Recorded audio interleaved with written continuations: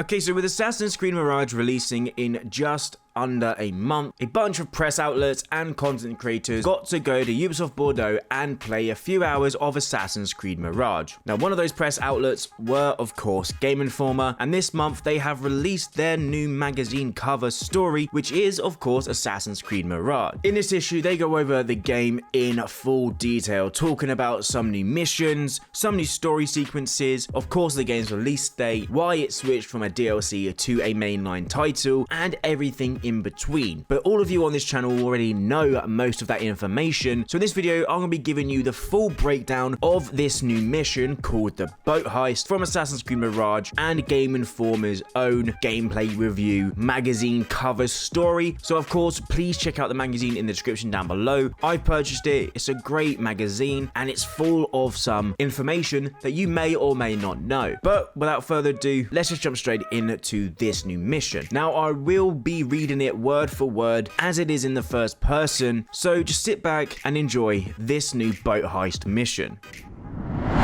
So I'm dropped into the game's early hours when Basim is just an initiate in the Hidden Ones. I'm not given much narrative context at this point, only that Basim has returned to Alamut, the construction fortress of the Hidden Ones in Persia, with his thieving past behind him and a future of assassinations ahead of him. I pick up a contract called the Boat Heist from a Hidden Ones bureau in the northern eastern Habia district of Baghdad. My objective is simple: locate a boat within a small enemy stronghold and transport it to a specific location.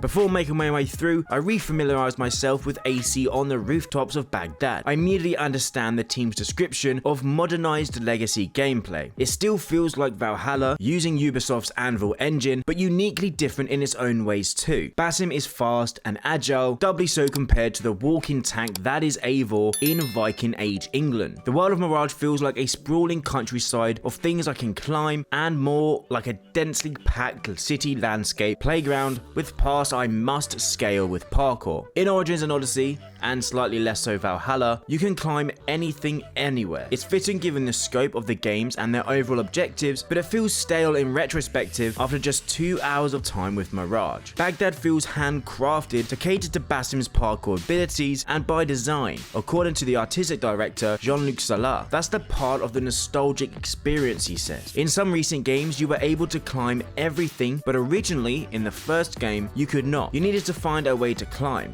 There was a puzzle sort of element, not just like, I'm here, I want to go there, and straight ahead you reach your point. Bringing back a singular central city allowed Bordeaux to craft a parkour paradise more easily as well. On top of the Habia Hidden Ones bureau, there are ropes to zip line to crowded streets below, clothesline like wires to sneak across gaps, pulleys to ascend, tree branches to climb through, and poles to vote over large walkways. Basim executes these moves with fast and fluid animations, and he looks far more at home doing this than Eivor, Cassandra, or Bayek 2. Salah says the teams paid special attention to his animations to ensure he felt like an assassin, down to the way Basim's robes move with every step. Salah says that he wanted to keep the petal feel. When he jumped, the robes are going a certain way. It's very iconic of what Altair was, and they wanted to bring that back. Mixing that with medieval robes, which was already the intention of Altair, since he was supposed to be a medieval knight in a way, and also a monk in his appearance. Of course, they cannot do exactly the same thing with Basim. We are earlier, but the ways in which robes were made in the Middle Eastern, Middle Age time were very close, so it was very easy to bring something that feels familiar but different. In every choice, if they have the choice between this and that, if one of the choices was more iconic, that was the obvious choice to make. Going back to the boat mission, as they parkour their way through Baghdad, utilizing paths, world, and quest director Simon Arsenal says are designed to make players feel like a parkour pro. I subconsciously stick to the rooftops, realizing the next day in conversation that I do exactly as Bordeaux intends. Arsenal says that parkour is one of the 3 pillars: stealth, parkour, and assassination. The feeling of parkour, especially in Assassin's Creed, comes from feeling cool, and for this, it needs to flow. The flow is really important. If you're stuck all the time, it doesn't work. When you want to go from one objective to another, there will often be multiple paths to that place, and if you fall, fall, you will probably find another one and eventually end up at your goal. This parkour experience was designed with the idea that the rooftops are your playground. If you're on the rooftops, you can pretty much go anywhere you want. It says you can go from any one location in Baghdad to another without touching the ground if you're good enough. Although, as soon as they learned during the boat heist contract, Bordeaux is generous with these rooftop enemies. When he arrived at a location, a sub-objective appears: remain undetected. He uses Basim's eyes in the sky, bird, and Kiddu to scout the area and mark every enemy, of which there are tons. This location, and even more so the next two I play, feel like vignettes, more Hitman than anything AC has done with the assassins part of its name in years. He watches on as the enemies perform their patrols. One moves back and forth between an outer wall and some crates nearby, while a large guard, who you can only attack from behind, weaves in and out of the same path. With two enemies on a roof above them, he uses a trap to incapacitate the ones on his level, making them easy targets for a hidden blade kill. He climbed up to the roof, used a lure to get one with him with a whistle, and disposed of them quickly before attacking the second one, who is now sitting on a stool fidgeting with a weapon. From this vantage point, he was able to spot a few more enemies. As he made his way back down, he was immediately spotted by another, failing the sub-objective. The player at the time then reset as the checkpoint, as he wanted to remain undetected, this time using a throwing knife to make quick work of the enemy that spotted them last time. With this part of the stronghold clear, he headed towards the boat, sneaking through vantage points for an aerial assassination before stabbing an enemy right through the back. But he missed another walk-in nearby, breaking the undetective stealth once more. This time, he just went along with it, and it's where he discovered the old style of AC combat is back. I have just a dagger and a sword for the entire experience of Mirage. Gone now are the bow and arrow,